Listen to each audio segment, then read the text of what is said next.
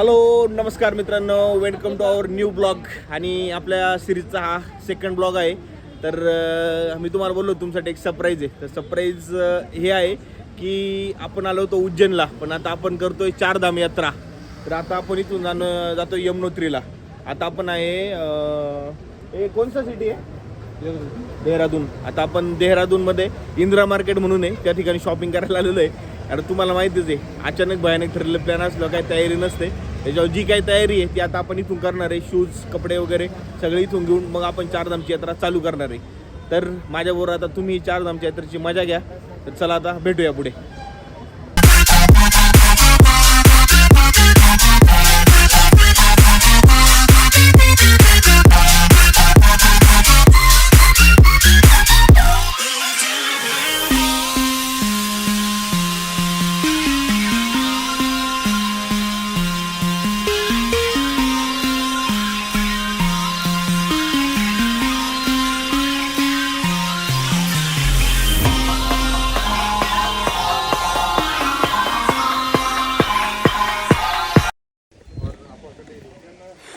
मोकार traffic jam आहे, कमीत कमी 2 ते 3 किलोमीटरचं जाम आहे. आता हे जाम काय याचं कारण तुम्हाला सांगतो. कारण वरती यमुनोत्रीमध्ये पूर्णप्रमाणे एवढं पब्लिक झालं आहे की म्हणजे गाड्या लावायला पण जागा नाही आहे. त्याच्यावर जसं तिकडून पब्लिक रिलीज होईल तसं इकडून गाड्या सोडल्या जातात. तर सध्या ही कंडिशन आहे. जर तुम्ही आता एवढ्यात यायचा प्लॅन करत असेल तर मी तुम्हाला सजेस्ट करेल की तुम्ही मे नंतर करा. कारण कसं आहे, मेमध्ये सुट्ट्या असतात, त्याच्यामुळं भरपूर पब्लिक आलेलं आहे इकडे. त्याच्यामुळं जवळजवळ 2 ते 3 किलोमीटरचं पूर्ण जाम झालेलं आहे. तर सरांना एक सूचना देईल की जर तुम्ही कधी यायचा प्रयत्न करत असाल तर मेच्या नंतरच ट्राय करा. कारण तोपर्यंत इकडे अशीच गर्दी राहणार आहे. मला तर वाटतं सगळीकडेच अशी गर्दी बघायला भेटेल. आता आमचा काय प्लॅन नव्हता, पण आम्ही अनप्लॅन आलेलो आहे. तर लेट्स सी काय होते पुढे. आता माझ्या मागे बघू शकता तुम्ही, इकडे ते तर जाम आहेच, हे पण पूर्ण सगळं जाम झालेलं आहे. तर चला बघूया आता इथे किती वेळ लागतोय. कारण 2 ते 3 किलोमीटर जाम आहे. 2 ते 3 तास कमीत कमी लागायला पाहिजे असं वाटतंय. तर बघूया आता काय होतं. Let's see.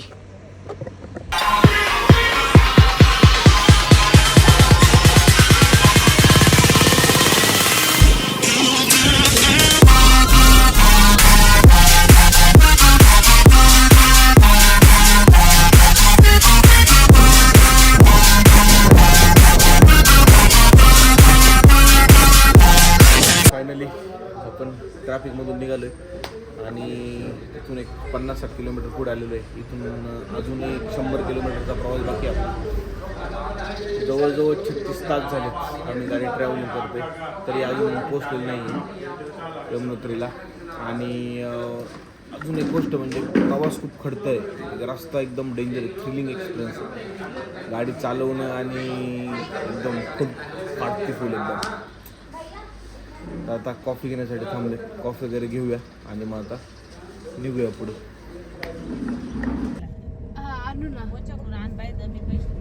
हा तिथं सगळ्यांनी तुरेच लावलेत बाजूच्यांनी. देतात आपल्याला वानुळ भरून पिशवी भरून थोडं.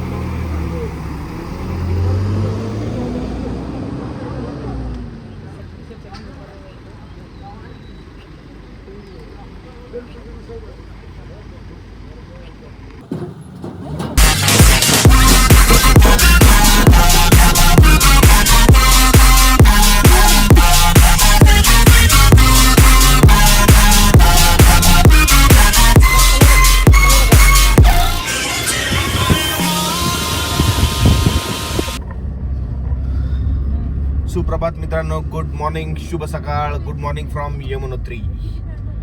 रात्री आपण यमुनोत्रीच्या जवळ आलो होतो. ॲक्च्युली आपला प्लॅन होता हनुमान चट्टीला जाऊन थांबायचा, पण एवढं जाम होतं पुढे, 4-5 तास जवळजवळ जाम होतं ते.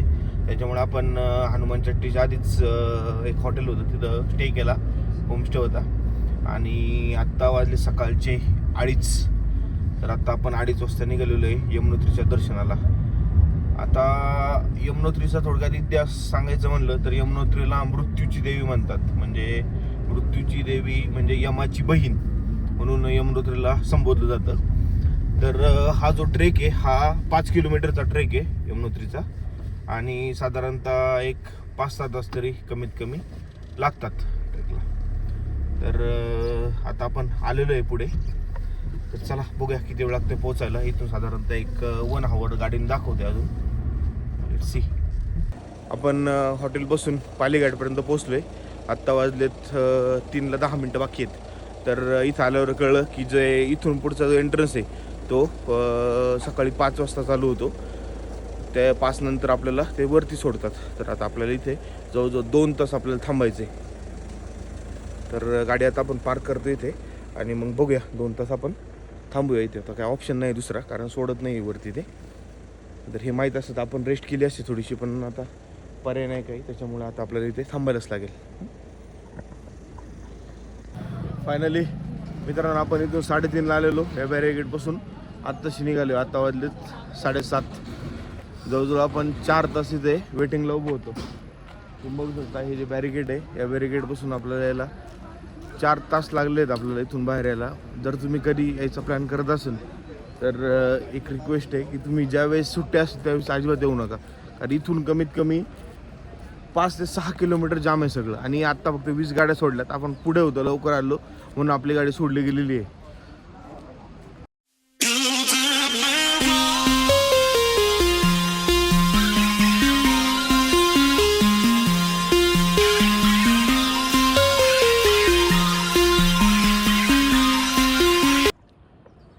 फायनली तिथून आपण बऱ्यापैकी वरती आलो आहे. इथून एक 5-6 किलोमीटर अंतर बाकी आहे. आणि जो नजारा आहे ना ऑसम आहे, एक नंबर. आणि त्या नजाऱ्यामध्ये कॉफी पिण्याची मजा तर अजूनच भारी.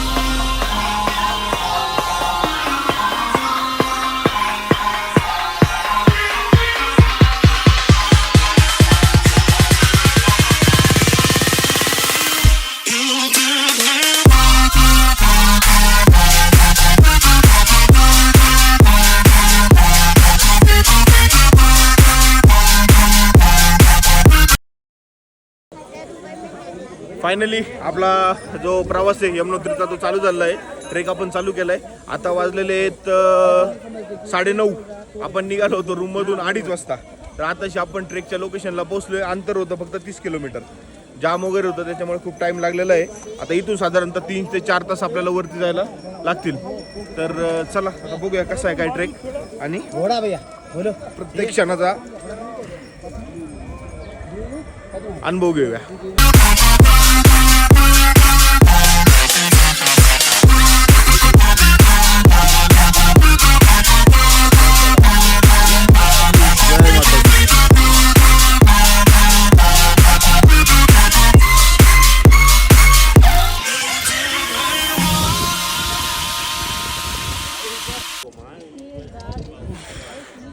फायनली 1 किलोमीटरचं अंतर आपण पार केलेलं आहे आणि आपण राम मंदिरापर्यंत पोहोचलो. माझ्या भाग बघू शकता हे प्राचीन राम मंदिर आहे जे तुम्ही ट्रेक्स काढल्यानंतर पहिला पॉईंट लागतं.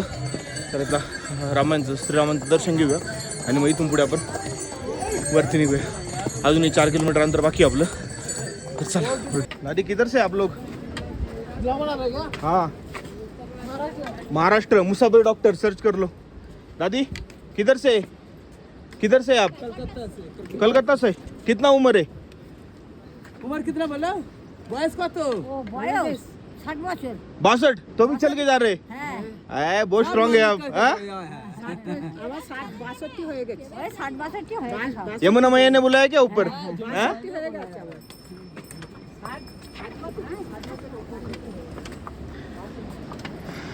तुम्ही बघितलं असेल मित्रांनो, आता ज्या आपण आजी बघितल्या 65 वर्षाच्या आहेत त्या, तरी पण त्या चालत 5 किलोमीटर अंतर. आपण 65 वर्ष जेव्हा विचार करा आपली कंडिशन काय असेल. याला म्हणतात जुन्या काळच्या खाण्याची ताकद. 2 किलोमीटर अंतर पार केल्यानंतर तुम्ही जसे पुढे येशाल त्यावेळेस एकदम खडी चढायला लागेल. बेकार दमछाट होते. डायरेक्ट सरळ वरती चढे जागेवरती.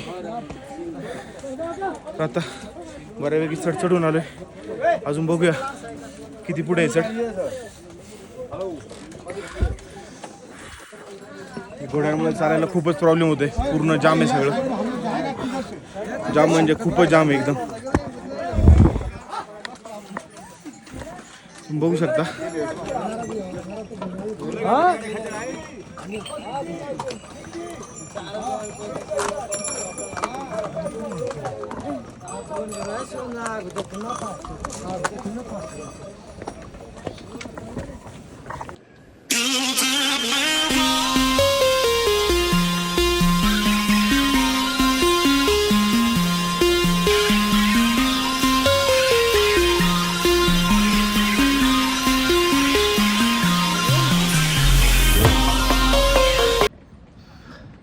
साडेनऊला पण बेस कॅम्पपासून ट्रेक चालू केला. आता वाजले 10:30. 1 तासामध्ये 2 किलो अंतर आपण पार केलेलं आहे. अजून इथून आपल्याला 3 किलोमीटर अंतर सह करायचं आहे.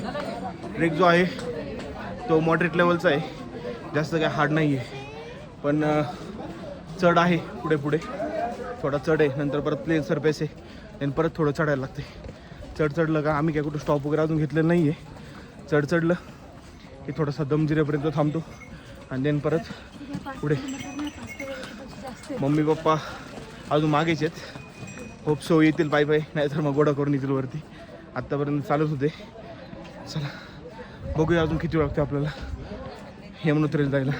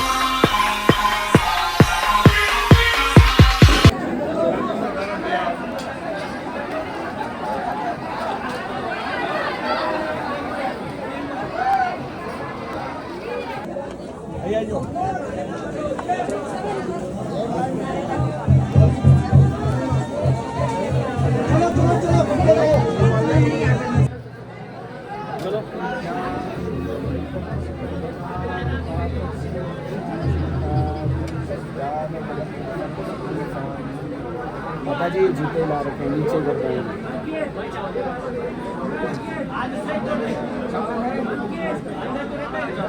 चार धाम की जो यात्रा है वो यात्रा का जो स्टार्टिंग है वो यमुना मैया से क्यों करते हैं? यमुना की भक्ति है।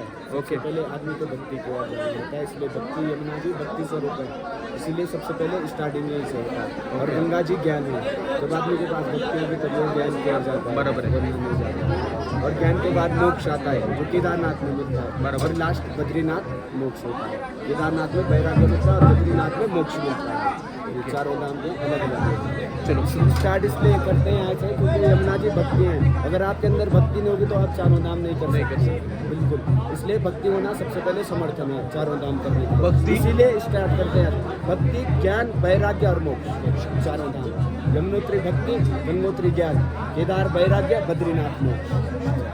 चलो। जय यमुना। जय माता माता दी।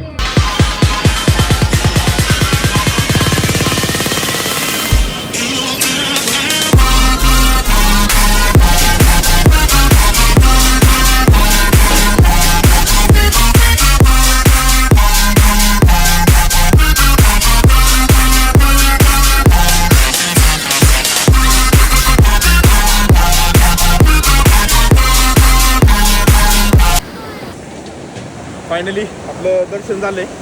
गर्दी खूप वाटत होती पण नंतर मधून एक मार्ग चालू झाला तिथे जाऊन पटकन 5 मिनिटात दर्शन करून आपण बाहेर आलो.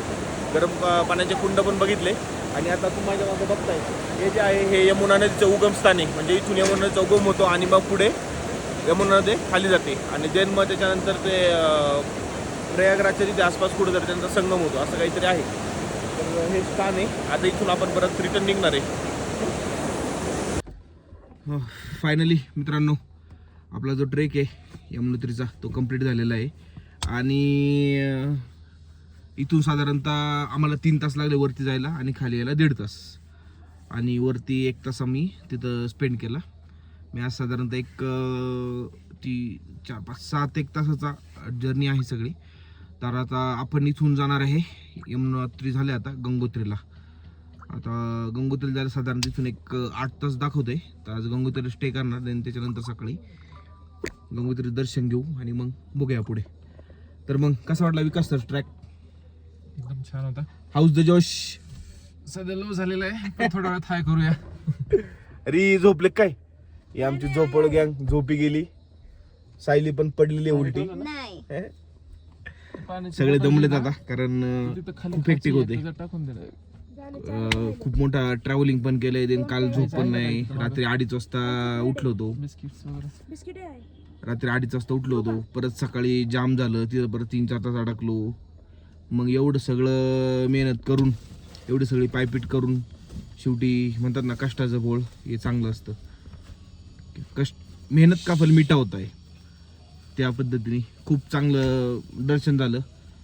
जागा पण खूप अमेझिंग आहे. मजा आली. ऑसम आहे. नजारे तर विचारूच नका.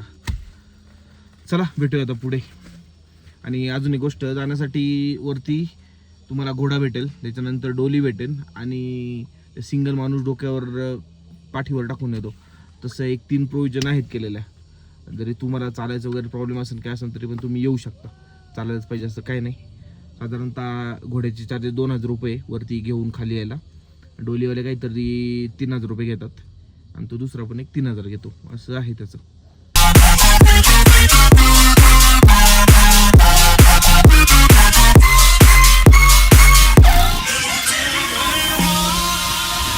फायनली जे काय ट्रॅफिकचा रोड होता, जे काय जाम झालेलं होतं त्यातून आपण बाहेर आलोय आणि एका मागे बघू शकता जे उत्तराखंडचं नेचर, त्या ठिकाणी आपण कॉफीचा आनंद घेतोय. आणि आता इथून आपण गंगोत्रीला निघणार आहे. साधारणतः इथून आपल्याला 6 तास लागणार आहेत. म्हणजे रात्री 11:30-12 वाजता आपल्याला पोहोचायला. बेकार वाट लागणार आहे. उद्या रेस्ट करायचा प्लॅन आहे. लेट्स सी काय होतं. आता कॉफी वगैरे